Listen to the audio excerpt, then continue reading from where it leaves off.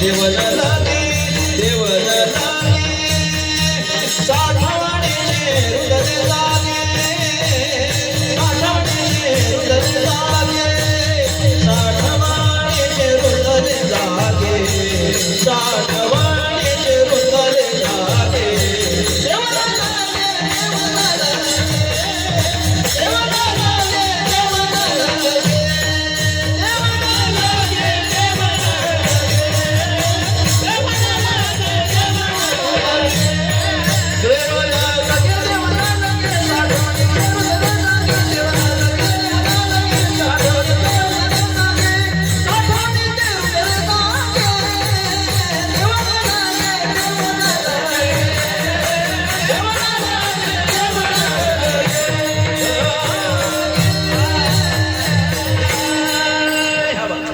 देवल लागे देवल लागे का न लगे साठवणी चेरून झाले जागे.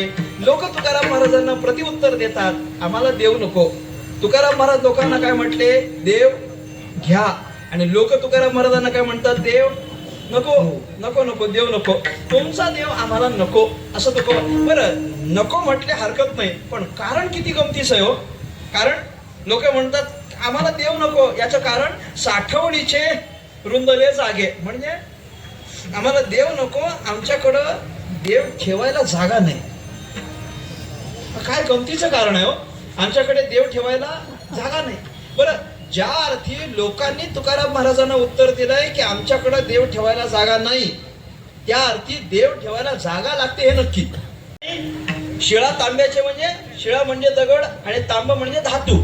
धातूचा एक फक्त उच्चार म्हणून तांबा घेतला, अन्यथा कुठलाही धातू. शिळा तांब्याचे बाहुले केले, काहीतरी एक प्रतिकृती तयारी केली, पाठ मांडून वरी बैसविले, पाठ मांडून त्याच्यावर बसवलं आणि गंध अक्षता कोळीने, काहीतरी गंध अक्षता टाकली त्याच्यावर. वरच एकनाथ महाराज फार गोड बोलतात, मला येईल ते नाव ठेविले वो कैसे या जनासी लागले वेळ. एकनाथ महाराज म्हणतात, काय म्हटले, कुठे आहेत ना असं, इकडं ऐकी नाही मला माहिती नाही. ते पूर्वी प्रत्येकाच्या शेतावर एक देव असायचं बघा. आहे का? तुमचे चेहरे असले म्हणजे नक्की आहेत, स्माईल आली चेहऱ्यावर नक्की असले पाहिजे. बरं, त्या देवांची नावं कशी आहेत मला सांगावं. तुम्ही तरी फार चांगलं बोलताय म्हसोबा. ते बरीचशी काय काय अशी नावं असतात की जी कधीच ऐकलेली नाहीत, काहीच नाही. परत ती वास्तविक पाहता कुणीतरी आलं तिथं देवाची प्रतिष्ठापना केली असं काहीच नसतं. काहीतरी उगा देवासारखं दिसायला लागलं, कुणीतरी म्हणून त्याच्यावर काहीतरी राहिलेलं म्हणून पुष्प टाकलं, राहिलेलं म्हणून गुलाल टाकला, लगेच त्याचा देव झाला.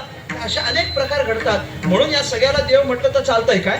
एकनाथ महाराज म्हणतात, नाही नाही, कैसे या जनासी लागले वेळ, उगा काहीतरी करतात म्हटलं. बऱ्याचशा वेळेला हनुमान जयंतीला हनुमंताच्या मूर्तीला लावून शेंदूर राहिला तर तो कुठल्या तरी दगडाला लावला जातो आणि 5-10 वर्षानंतर ते जागृत देवस्थान होतं, हे नवल आहे. पुन्हा 5-10 वर्षानंतर ते जागृत देवस्थान, म्हणजे ज्याला खरा शेंदूर लावला तो मागे पडतो, पण ज्याला राहिला म्हणून पुसला तो जागृत देवस्थान होऊन जातो. असं होतं. कशामुळे झालं.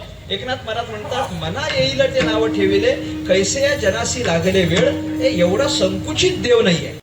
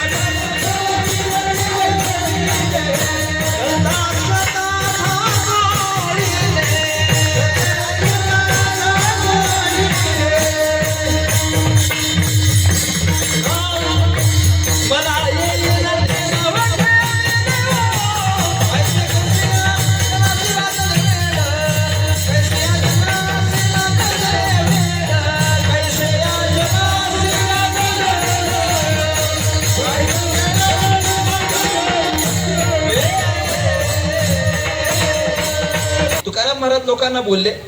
लोकांनी तुकाराम महाराजांना उत्तर दिलं. तुकोबरे म्हणत होते देव घ्या, लोक म्हणत होते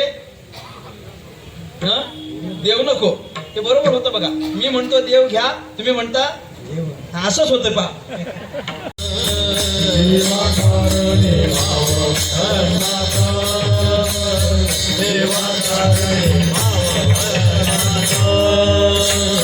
द्यावे न लगे फार सेवित, द्यावे न लगे फार सेवित, द्यावे न लगे फार सेवित, द्यावे न लगे फार सेवित. भाले कचित तरी बहुत, भाले कचित तरी बहुत, भाले कचित तरी बहुत, भाले कचित तरी बहुत. एवढ्यासाठी नका करो आता हात, एवढ्यासाठी नका करो आता हात. हरे राम कृष्ण